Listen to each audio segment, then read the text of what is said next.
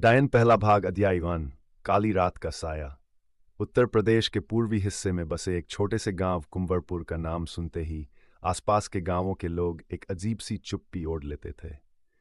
खेत खलिहान, मिट्टी के घर, कुएं का मीठा पानी और चारों ओर फैला पीपल के पेड़ों का घेरा देखने में गांव बहुत शांत लगता था। लेकिन इस गांव के ऊपर एक ऐसा राज मंडरा रहा था जिसे सुनते ही रूह कांप उठती थी। गांव के बुजुर्ग कहते थे कि कुंवरपुर के उत्तर में लगभग 2 कोस दूर एक वीरान महुआ टोला है। वहां कोई नहीं जाता और जो जाता है वापस नहीं आता। एक डायन वहां रहती है, काली, लंबी, उलझे बालों वाली, जिसकी आंखें अंगारों की तरह लाल हैं और जिसकी हंसी किसी इंसान का दिल तोड़ सकती है। जैसे ही सूरज अस्त होता, गांव वाले अपने दरवाजे बंद कर लेते। ठंडी रातों में रामखेलावन नाम के एक बूढ़े आदमी की आवाज सावधानी से चेतावनी देती है, सावधान रहो। उत्तर प्रदेश के पूर्वी क्षेत्र में बसा एक छोटा सा गांव कुंवरपुर है। गांव के आसपास के लोग जब इस नाम को सुनते हैं तो एक अजीब सी चुप्पी छा जाती है। खेत खलिहान, मिट्टी के घर, कुएं का मीठा पानी और चारों ओर पीपल के पेड़ों की छाया होती है। दिखने में गांव शांत लगता है, लेकिन यहाँ एक ऐसा रहस्य छिपा हुआ है जिसे सुनकर रूह कांप जाती है। सावधान रहना चाहिए, रामखेलावन की आवाज धीरे से गूंजती है। डायन दूसरा भाग अध्याय 2 खून से लिखा अतीत। अर्जुन के लिए पिछली रात एक भयानक सपना नहीं बल्कि सच्चाई थी।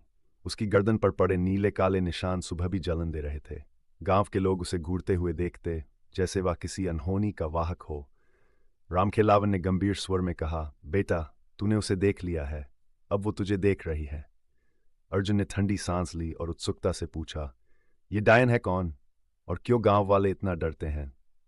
रामखेलावन ने अपने होंठ काटे, फिर इधर उधर देखकर सावधान होकर बोला, बात बहुत पुरानी है और बहुत खून खराबे वाली। डायन की कहानी। करीब 50 साल पहले महुआ टोले में चंपा नाम की एक औरत रहती थी। चंपा सुंदर थी लेकिन गरीब। उसके पति की मौत हो चुकी थी और गांव के जमींदार की नजर उस पर थी।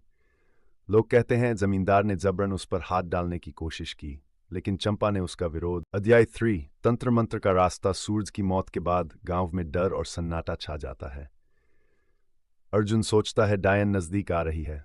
बेटा, अगर तुझे सच में उससे छुटकारा चाहिए तो तू भैरवनाथ के पास जा। वो तांत्रिक है पर आसान आदमी नहीं। जंगल के भीतर गंगरू पहाड़ी के पास उसका डेरा है। रामखेलावन ने फुसफुसाते हुए कहा। अर्जुन ने फैसला किया कि वह भैरवनाथ से मिलेगा। अगली सुबह अर्जुन जंगल की ओर निकल पड़ा।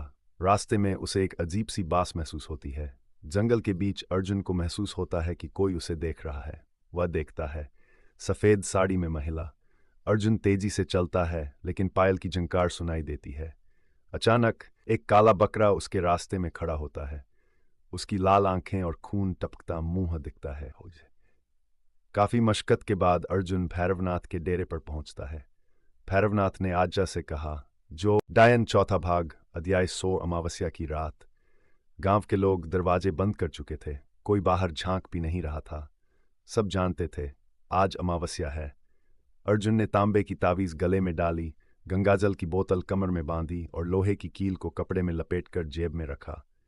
डर मत, वरना वो जीत जाएगी, भैरवनाथ ने गंभीर स्वर में कहा। अर्जुन के कानों में हल्की सी पायल की झंकार आई। उसने लालटेन ऊंची की और देखा। दूर रास्ते पर एक औरत खड़ी है, पीठ उसकी तरफ। लंबे खुले बाल, सफेद साड़ी और पैरों की दिशा उल्टी।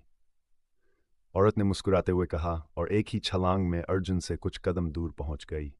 Narrator described with a dreadful tone. तू आ ही गया, मेरा इंतजार खत्म हुआ, औरत सेड हैप्पीली। पेड़ों के बीच से उसके लंबे नाखून चमक रहे थे। विवश की आवाज में घबराए हुए बताया कि वहां वही पुराना जला हुआ पीपल का पेड़ खड़ा था।